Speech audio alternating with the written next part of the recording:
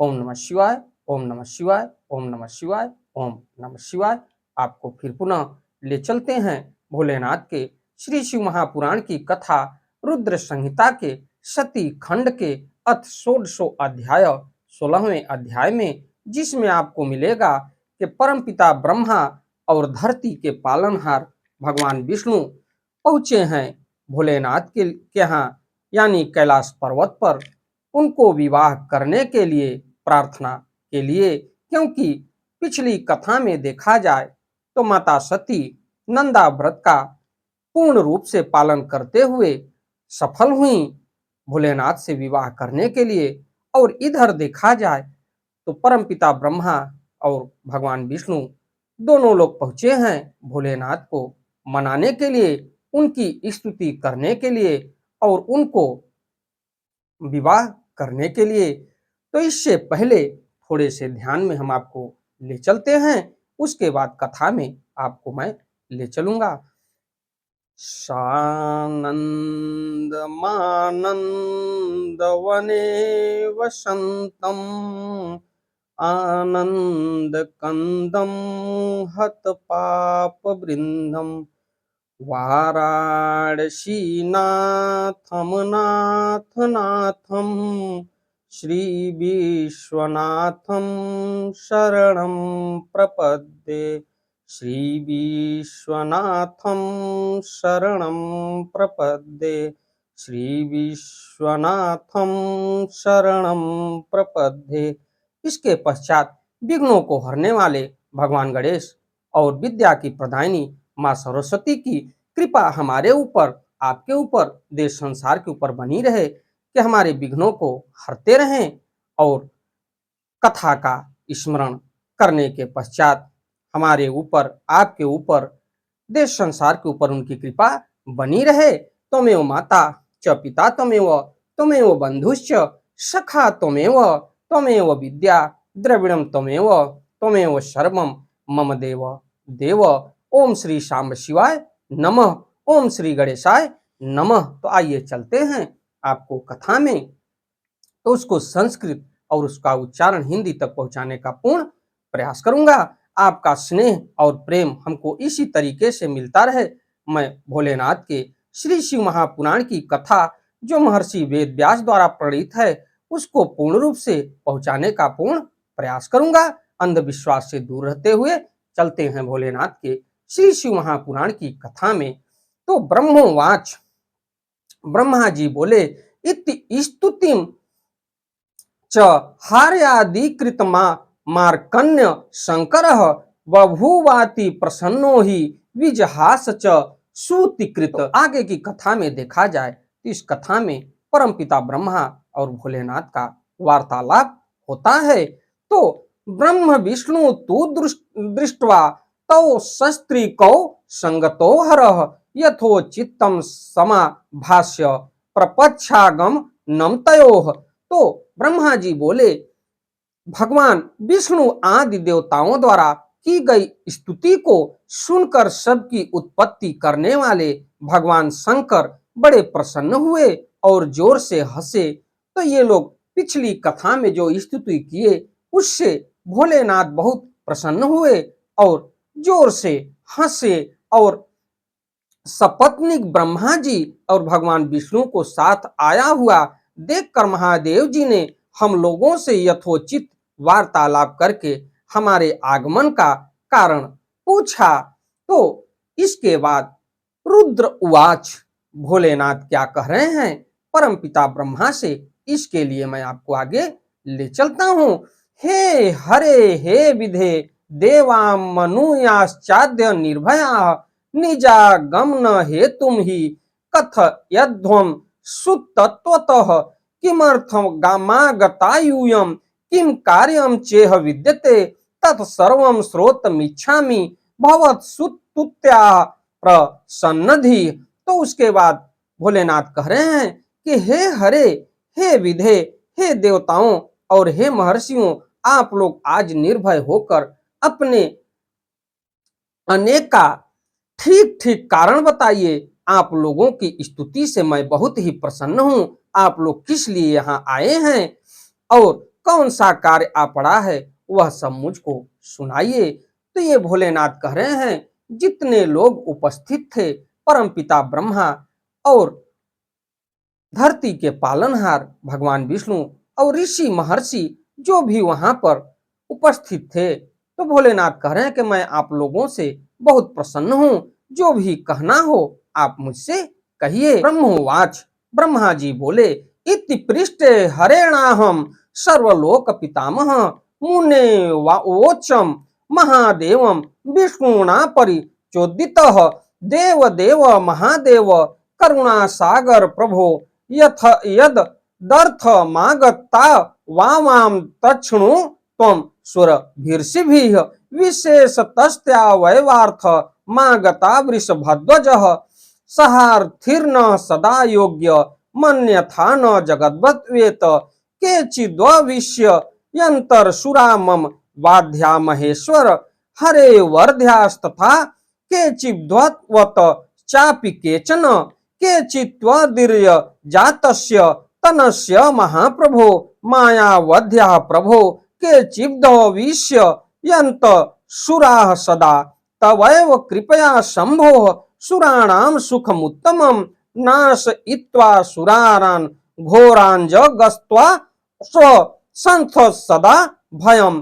तो उसके बाद ब्रह्मा जी बोले कि हे मुने, महादेव जी के इस प्रकार पूछने पर सभी लोगों का पितामह मैं ब्रह्मा भगवान विष्णु की आज्ञा से कहने लगा, हे देवादिदेव, हे महादेव, हे करुणा सागर, हे प्रभो, हम दोनों इस देवताओं और मुनियों के साथ जिस उद्देश्य से यहाँ आए हैं उसे आप सुनिए।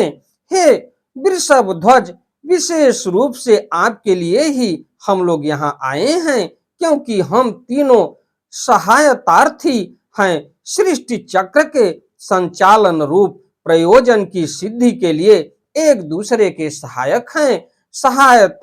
सहायर्थी को सदा परस्पर यथा योग्य सहयोग करना चाहिए, अन्यथा यह जगत टिक नहीं सकता। ये परमपिता ब्रह्मा कह रहे हैं भोलेनाथ से कि हम लोग आए हैं आपके यहाँ और बिना आपके आदेश से हम लोग कुछ कह नहीं सकते। हे महेश्वर, कुछ ऐसे असुर उत्पन्न होंगे जो मेरे द्वारा मारे जाएंगे, कुछ भगवान विष्णु के द्वारा मारे जाएंगे और कुछ आपके द्वारा बाध्य होंगे। हे महाप्रभु, कुछ आपके वीर से उत्पन्न पुत्र द्वारा मारे जाएंगे और कुछ असुर आपकी माया के द्वारा वध को प्राप्त होंगे। आप भगवान शंकर की कृपा से ही देवताओं को सदा उत्तम सुख प्राप्त होगा। घोर असुरों का विनाश करके आप जगत को सदा स्वस्थ एवं अभय प्रदान करेंगे। ये परमपिता ब्रह्मा और भोलेनाथ के बीच वार्तालाप हो रही है असुरों की उत्पत्ति और असुरों के संहार के लिए। तो योग युक्ते त्वयि सदा राग देश विवर्जिते दया मात्रैक निरते न वध्या हथवास्तव आराधितेषु तेष्वीश कथम सृष्टि तथा स्थितः तिथिः अतश्च भविता युक्तम नित्यम नित्यम वृषध्वज सृष्टि स्थित्यंत कर्माणि न कर्याणि यदा तदा शरीर भेदामस्कामम काकम माया याचन युज्यते एक स्वरूपा ही वयम भिन्नाः कार्यस्त भेदतः कार्य भेदो न सिद्ध्यश्च द्रुप भेदो प्रयोजनः एक एव त्रिधा भिन्नः परमात्मा महेश्वरः मायायाः कारणादेव स्वतंत्रो लीलया प्रभु वामांगो जो हरितस्तस्य दक्षिणांगो भवोऽहं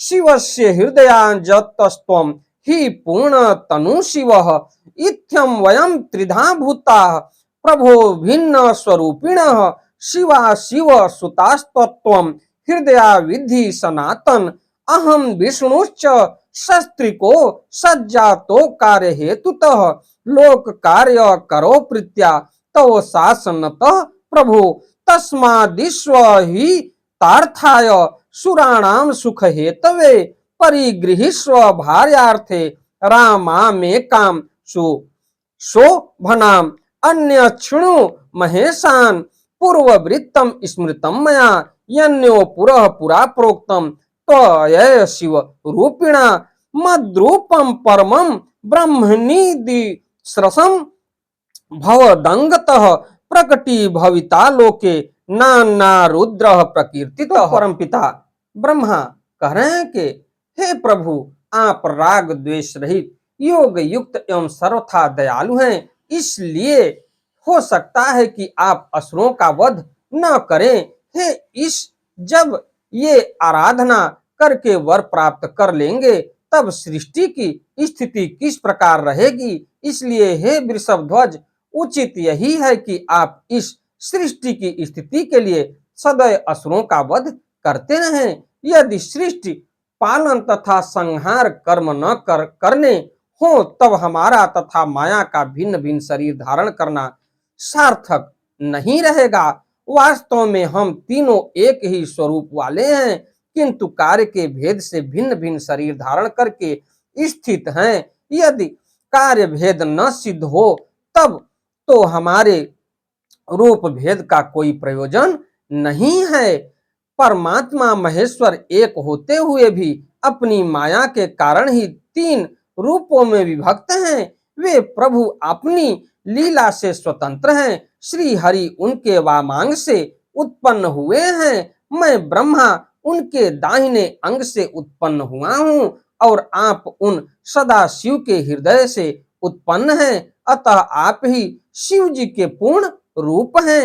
हे प्रभु, इस प्रकार भिन्न स्वरूप वाले हम तीन रूपों में प्रकट हैं और जो वस्तुतः उन शिवा शिव के पुत्र ही हैं। हे सनातन, इस यथार्थ तत्व को आप हृदय से अनुभव कीजिए। हे प्रभु, मैं और भगवान विष्णु आपके आदेश से प्रसन्नता पूर्वक लोक की सृष्टि और पालन का कार्य कर रहे हैं तथा कार्य कारणवश सपत्नीक भी हो गए हैं। अतः आप भी विश्व हित के लिए तथा देवताओं के सुख के लिए एक परम सुंदरी स्त्री को पत्नी के रूप में ग्रहण करें। हे महेश्वर, एक और बात सुनिए। मुझे पहले के वृत्तांत का स्मरण हो आया है, जिसे पूर्व काल में आपने ही शिव स्वरूप से हमारे सामने कहा था। हे ब्राह्मण, मेरा ऐसा उत्तम रूप आपके अंग से प्रकट होगा जो लोक में रुद्र नाम से उत्पन्न होगा।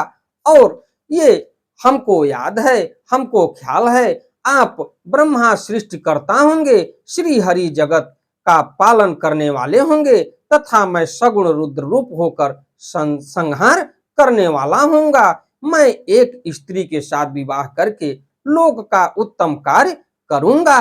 हे स्वामी, आप अपने द्वारा कहे गए वचनों को याद करके अपनी प्रतिज्ञा को पूर्ण कीजिए। हे स्वामी, आपका आदेश ही मैं सृष्टि करूं, श्री हरि पालन करें और आप स्वयं संहार के हेतु बनकर प्रकट हो। सो आप साक्षात शिव ही संसार कर्ता के संहार कर्ता के रूप में प्रकट हुए हैं। आपके बिना हम दोनों अपना अपना कार्य करने में समर्थ नहीं हैं। ये परमपिता ब्रह्मा भोलेनाथ से कह रहे हैं कि एक रूप जो हमारे से आप प्रकट हुए हैं, उस रूप के हिसाब से आप विवाह करिए। तो उसके लिए देखा जाए तो कुछ समय पहले परमपिता ब्रह्मा कह रहे हैं कि आपने हमें ये वर दिया था कि शिव रूप से हमारे सामने कहा था कि जिस पूर्व काल में आपने ही शिव स्वरूप से हमारे सामने कहा था कि हे ब्राह्मण, ऐसा उत्तम रूप आपके अंग से प्रकट होगा जो लोक में रुद्र नाम से जाना जाएगा। तो इसी के साथ मैं अपनी वाणी को विराम देता हूँ। हमारी कथा, हमारी वीडियो आपको अच्छी लगे तो वीडियो को लाइक करिए, शेयर करिए, चैनल को सब्सक्राइब करिए, बेल आइकन दबाना न भूलिए, जिससे हमारी कोई भी महत्वपूर्ण धार्मिक वीडियो आप तक शीघ्र पहुंचे। आपका दिन मंगलमय हो। अंधविश्वास से दूर रहते हुए भोलेनाथ के श्री चरणों में समर्पित होइए, जहां से हमारा आपका कल्याण होगा। आगे की कथा में मैं आपको ले चलूंगा कि भोलेनाथ और परमपिता ब्रह्मा के बीच वार्तालाप किस प्रकार से होती है। धन्यवाद।